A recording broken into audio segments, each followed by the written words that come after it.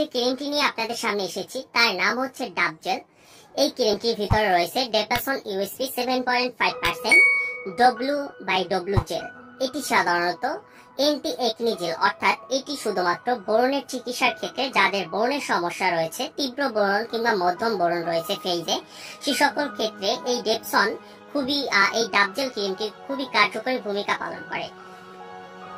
তো এই ক্রিমটি আপনারা কিভাবে ব্যবহার করবেন ব্রণের ক্ষেত্রে এবং কারা ব্যবহার করতে পারবেন সে সম্পর্কে বিস্তারিত জানবো। তবে তার আগে একটি ব্যাপার, যারা এখনো আমার চ্যানেলটি সাবস্ক্রাইব করেনি তারা অবশ্যই আমার চ্যানেলটি সাবস্ক্রাইব করবেন। আর ডেপসন ক্রিমটি সাধারণত যাদের বয়স 12 বছরের ঊর্ধ্বে তারা এই ক্রিমটি ব্রণের ক্ষেত্রে ব্যবহার করতে পারবেন।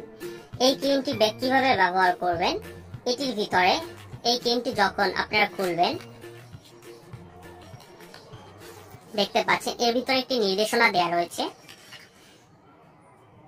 দেখতে পাচ্ছেন এই হচ্ছে ডাব জেল ক্রিমটি, যার ভিতরে রয়েছে 30 গ্রাম পরিমাণ ডাব জেল।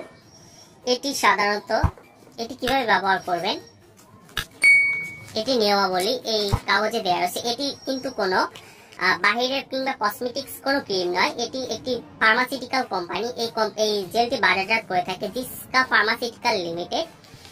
এটি একটি ফার্মাসিউটিক্যাল কোম্পানির একটি ক্রিম।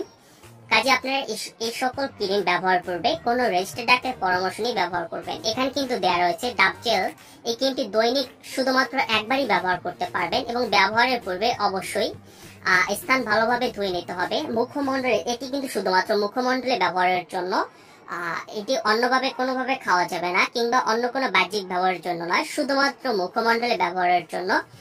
এই ডাব জেল ক্রিমটি শুধুমাত্র ব্রণের চিকিৎসায় কাজ করে থাকে। এটি কিন্তু ফেইজের উজ্জ্বলতা বৃদ্ধি কিংবা মেস্তার ক্ষেত্রেও এই ডাব জেল কাজ করে না। এটি শুধুমাত্র যাদের ফেইজে ব্রণ রয়েছে সে সকল ক্ষেত্রে এই ডাব জেল ক্রিমটি ব্যবহার করে। এখানে কিন্তু নির্দেশনাগুলো দেওয়া রয়েছে, আপনারা দেখতে পাচ্ছেন।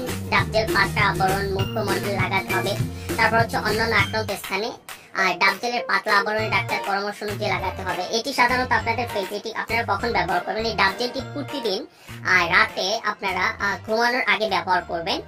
ব্যবহারের পূর্বে আমি বলে দিচ্ছি নিয়ম, ব্যবহারের পূর্বে আপনারা মুখমণ্ডল কোনো ফেস ওয়াশ কিংবা শুধু পানি দিয়ে মুখমণ্ডল সুন্দরভাবে পরিষ্কার করে নেবেন। পরিষ্কার করার পরবর্তীতে ফেস যাতে শুকিয়ে যায়, শুকিয়ে যাওয়ার পরে আপনারা এই ডাব জেলটি অল্প পরিমাণে নিয়ে, খুবই অল্প পরিমাণে হাতে নিয়ে যেখানে আক্রান্ত রয়েছে, যে জায়গাটা আক্রান্ত সে স্থানে এই ক্রিমটি এবং তার চারপাশে সুন্দরভাবে মাসাজ করে ফেজের সাথে মিশিয়ে নেবেন।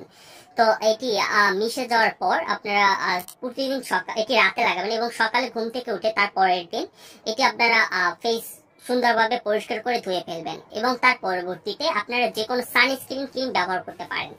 তবে অবশ্যই এই ডাব জেল ক্রিমটি ব্যবহারের অনেকগুলো নির্দেশনা রয়েছে, আপনারা সেগুলো জেনে তারপরে ক্রিমটি ব্যবহার চেষ্টা করবেন।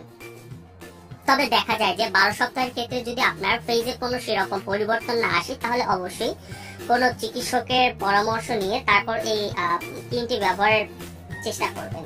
তো এটি প্রেগনেন্সি অবস্থায় কিংবা গর্ভাবস্থায় ব্যবহার করা যাবে কিনা সেটা আমি বলে দিচ্ছি। এই ক্রিমটি প্রেগনেন্সি ক্যাটাগরি সিতে রয়েছে, কাজে একটি ভ্রূণের মস্তিষ্কের বিকাশের ক্ষেত্রে সমস্যা করে থাকে। কাজে এ সকল ক্ষেত্রে আপনারা এই ডাব জেল ক্রিমটি গর্ভাবস্থা কিংবা গর্ভকালে ব্যবহার করা থেকে বিরত থাকবেন। আর এই ক্রিমটি আপনারা কিনতে পারবেন, এর দাম হচ্ছে কত আমি বলে দিচ্ছি। এর দাম হচ্ছে 250 টাকা। দেখতে পাচ্ছেন এখানে দেয়া রয়েছে। আর এই ক্রিমটি বাজারজাত করে থাকে জিসকা ফার্মাসিউটিক্যাল লিমিটেড। তবে অবশ্যই এই সকল ক্রিম কেনার পূর্বে এর ডেট চেক করে নেবেন এবং যে কোনো রেজিস্টার্ড ডাক্তারের পরামর্শ নিয়ে ব্যবহার করার চেষ্টা করবেন।